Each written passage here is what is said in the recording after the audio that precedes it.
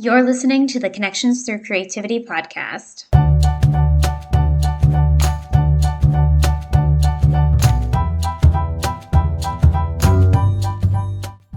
Here, we dive in deep into personal growth, creativity, inclusion, education, mental health, entrepreneurship, connection, community, and how we can make a positive impact. I'm your host, Rebecca Jane, founder of Rebecca Jane Art, an inclusive community art instructor, mother, author, and artist with a love of living a creative life through joy, growth, and making a positive impact in the world. Art is the catalyst for creating connections. Everyone is an artist, and everyone deserves a safe space to be and feel creative, included, and heard. When we create connections through creativity, we are opening an inclusive environment to improve mental health, education, and creativity in our community. By first starting with us, we can show up for ourselves, our family, and clients so we can live a fulfilling creative life that inspires others. Become a certified inclusive community art instructor to make a radical impact in your community. Join the 10-week certification course and mastermind by visiting RebeccaJaneArt.ca. Are you ready? Let's get creative.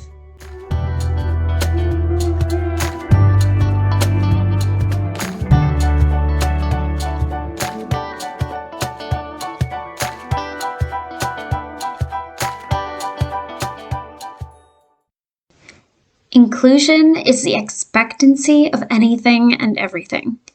Inclusion is adaptability. Inclusion is creativity. Inclusion is learning.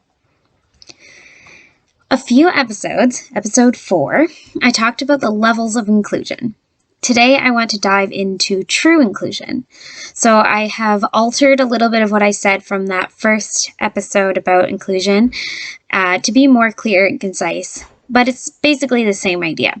So this is kind of a quick review on what I talked about in episode 4. So it was 5 levels. 1, non-inclusive. This is when we care only about the typical, the able, the majority, our own experience, the white traditional experience. 2, attempted inclusion. This is when we try to include people, but we don't understand or care if they aren't actually included. This is usually only a visual and usually for a quota or a checkbox. Inclusion one-on-one. This is a surface level inclusion. You can be inclusive with one individual, but that doesn't translate into groups or community, so you are partially inclusive. You've attempted and succeeded, but you don't necessarily know why or how. 4 is inclusion in a group setting, and 5 is inclusive society or community. So both group and community are similar, but differentiate to a group as a similar scale and a community as a bigger scale. When we provide an inclusive community, we are providing an open, safe, and accessible space for people to come and not just feel, but be included, creating an open, diverse, accessible, safe space for everyone to learn, grow, explore, create, and thrive in society. Okay, so those things are all great, and but I really wanted I needed to change it a little bit. So inclusion, I've changed it to 2 basic levels: non-inclusive and true inclusion. And non-inclusive has 4 subcategories. Okay. So let's dive in. So this is my non-inclusive. So non-inclusive is A, non-inclusive, B, attempted inclusion, C, isolated inclusion, D, selective inclusion. Then we have true inclusion. True inclusion is the expectancy of anything and everything. It is adaptability. It is learning. It is empathy and compassion. It is creativity. True inclusion is the expectancy of adaptability, openness to learn, and creativity, and proof of action by following through with the adaptability in a communicative, empathetic manner that provides growth and benefits all parties. Okay, so let's dive into what all of these mean. So the 4 subparts of being non-inclusive, I wanted to separate them because the three of them, three of the four, can fool people into thinking that they are being inclusive. And in actuality, it's just non-inclusive, but we can fool ourselves, which has happened quite a bit. And this is where you hear people say, oh, well, I am inclusive, or people can call other businesses and school systems and everything inclusive, except that they're not, because they actually fall under one of these subcategories. Okay, so non-inclusive. This is an individual, a workplace, group, party, government, leader, setting, etc., that is closed-minded, non-adaptive, non-innovative, old-fashioned, selfish. We can be non-inclusive when we close ourselves off to learning, hearing others' experiences, only hearing one side of the story, and dismissing others. Okay, so attempted inclusion is an individual, workplace, group, party, government, leader, setting, etc., that genuinely wants to create a space for inclusion but has not learned how yet, or is creating a visual representation of inclusion just to check a box or fill the quota. This is usually seen as diversity without inclusion. I often don't talk much about diversity, not because I don't see its necessity. No, it's like the opposite. But if we have diversity but not inclusion, then we don't really have anything. We just are there to check a box. So that's why I focus more just on inclusion, because with inclusion, we create diversity. It's not just about the visual representation of inclusion, diversity, and equality. With this, we are holding a space that hurts the work towards true inclusion. It gives people an illusion that we already we're already there, that we already have it all figured out, but this is extremely harmful and toxic. So there's isolated inclusion. This is an individual, workplace, group, party, government, leader, setting, etc., that accepts and includes one individual or one abnormality, quotation, that others deem deserves inclusion. This is when, for example, a friend includes their friend in a wheelchair by adapting their play, physical and emotional needs and abilities to their engagement in play. Or, for example, when a husband can adapt and adjust his lifestyle, home, and language to his wife who is deaf. Or, for another example, adaptions, having one individual at work who has mobility aids and providing them with the necessary adaptations to be successful physically. Or, another example, having and accepting and adapting to your child who is transgender. These are examples of people who have successfully included and adapted to the needs of one individual. This is isolated inclusion. This is isolated because it does not translate to true inclusion. They're adapting and expectant for one loved one, employee, or individual in their community, but this doesn't include everyone. Yes, it might benefit, others might benefit, but more than likely not, because it's so isolated and very specific to one individual. And actually, to go back to the episode 4, where I talked about the levels of inclusion, I want to change something. So the story I mentioned about a girl who is deaf, a young girl, her community got together and learned sign language so that they could all communicate with her, which is amazing, and it's great.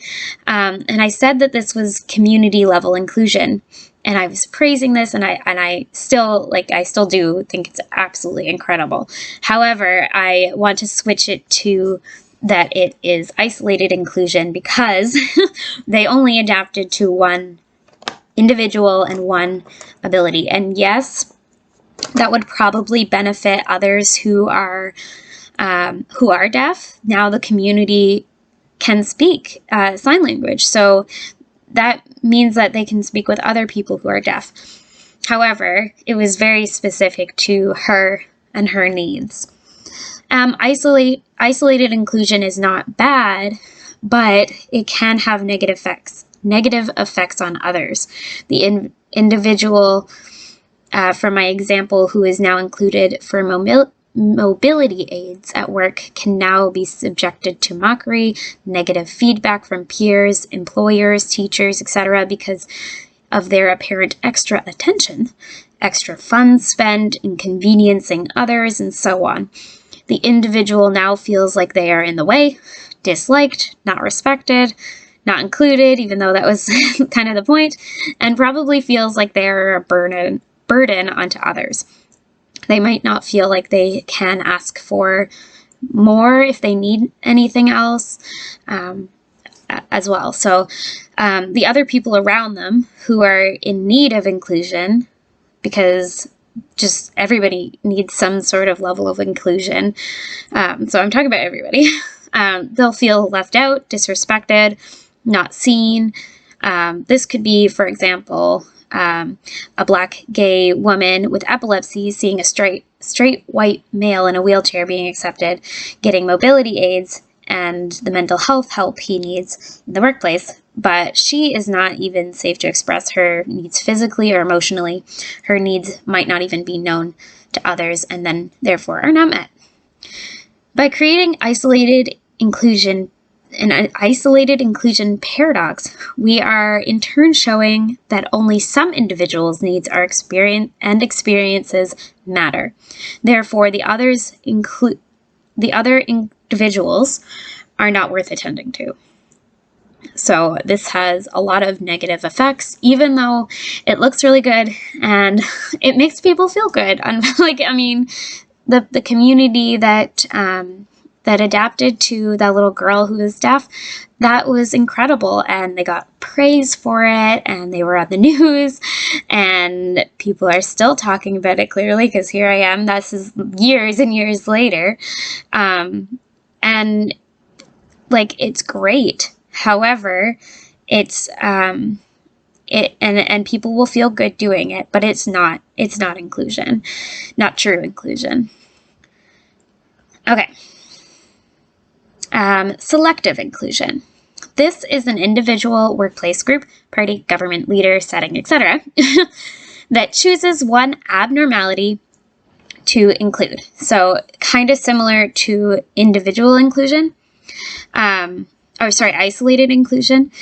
But it's more selective beyond just the individual, and more to one specific need. Or category.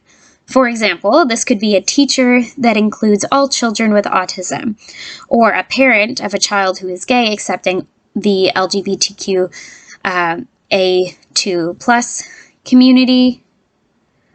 2S plus. Community, or a workplace actively working towards mobility aids, or providing a product that is inclusive for physical and mental abilities by request from a customer. So these are all good things, yes, but it is selective in nature because we are not open to all experiences or needs.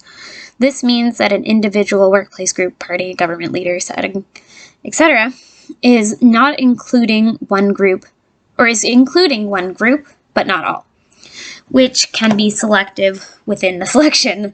And what I mean by that is we could, for example, my example of the individual parent accepting their gay, white, able-bodied child, saying they are expanding to the full spectrum of LGBTQA+, but in actuality, they are selective and neglective to the experiences of BIPOC or disabled LGBTQ plus A2S plus, I added two pluses, individuals. So what selective inclusion is doing by creating a new acceptance level which means that our society deems as normal, typical, old-fashioned, etc., the able-bodied, straight, white, and probably male. They are creating a new "This is okay now" handbook for the common white folk. I would wager that most of this stems or grows from isolated inclusion, where an individual, workplace, group, party, and government leader, setting, etc., has an isolated, inclusive person and grows to be a selective inclusion,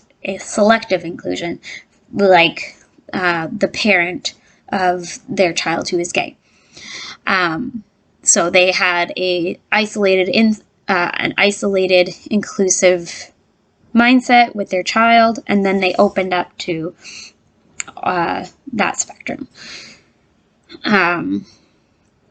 So this again is great that you can include all kids with autism or whatever it is, but what about all the kids with behavior issues who don't have a diagnosis? Or what about the child who is Indigenous in your class? This is selective inclusion, and it is very harmful, just like it is as the selective or the isolated inclusion. It's very similar effects. All of these, those are the four, and all of those components of non-inclusion are very harmful, and we should learn to recognize all, call it out, take action towards growth when we see or are practicing non-inclusion.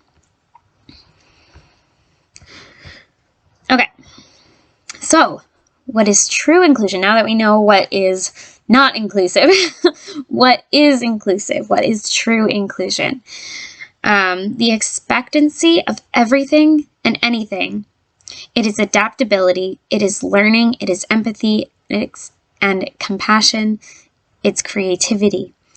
True inclusion is the expectancy of adaptability, openness to learning and creativity, and proof of action by following through the adaptability in communicative, empathetic manner that provides growth and benefits all parties. I think if I had to put inclusion into one word, I would say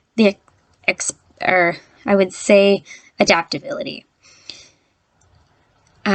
Because it's when you're adaptable, you are able to adapt, and that's adaptability is learning, adaptability is creativity, adaptability is the expectancy, so adaptability is compassion. So and I can kind of go back and say that about creativity and say it is all those things, because it is. But I think if I had to pick one word, I think it would be adaptability. And this is not easy. This is why a lot of people stop at selective inclusion. This is why people stop at isolated inclusion. And this is why people stop at attempted inclusion.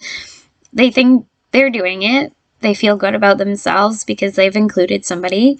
And they might be doing more than their counterparts, their coworkers, their friends, their family. But it's not. It's not. So, and it's hard work to be truly inclusive. It means that we're always learning and adapting, and that's not always easy. Practicing true inclusion means that we accept that we do not know everything. That's what learning is. That we embrace adaptability, and that we are ready and willing to listen, empathize, adapt, advocate, and create a safe place. As someone who is practicing true inclusion, I expect to always be ready to adapt. I expect always to learn.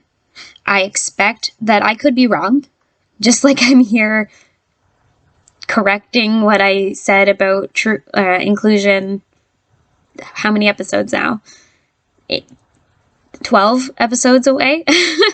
I was wrong, and now I'm fixing it. So I expect that I need help, and I expect community support. I expect that I don't know everything, and It is the act of understanding the inequalities and injustices happening in the world and taking part in change. Okay, so I have some helpful notes for practicing true inclusion. This is not an easy path. There is pain seeing others' suffrage. There is hard work involved. There is great discomfort seeing others act in the others' levels of inclusion. The non-inclusive, non-inclusive. There is heartache, feeling helpless when we see the inequalities and feeling like you only have a small voice. If we start talking about it, seeing it, and starting to make change on the individual level, then we are making a difference, and we are helping shape a better tomorrow. So how can you work towards inclusion?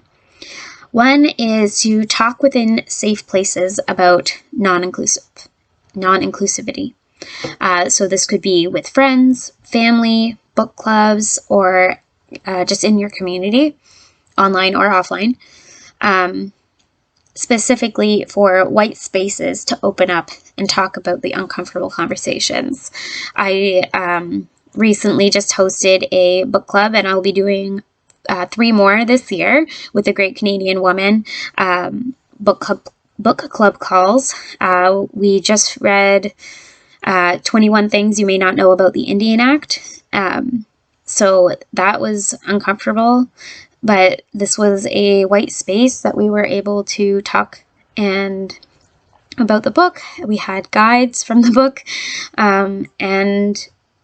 but we were together making a difference because we can get together and talk about it. And if you would like to join us for the next one, we're reading The Skin We're In. You can join us at The Great Canadian Woman. The link is in the show notes.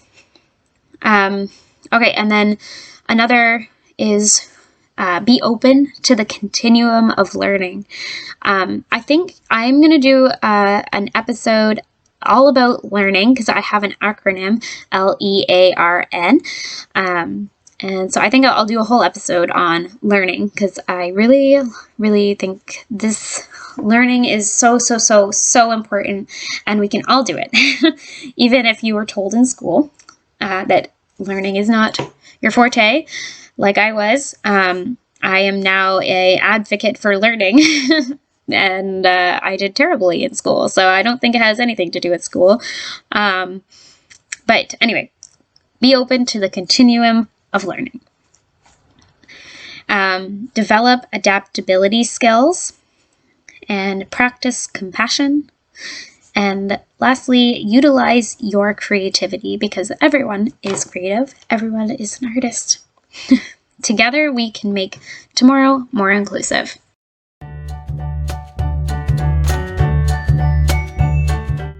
Thank you so much for joining me today. If you loved this episode, please subscribe and leave a 5-star review on iTunes. And be sure to follow me on Facebook and Instagram to stay up to date on everything at Rebecca Jane Art.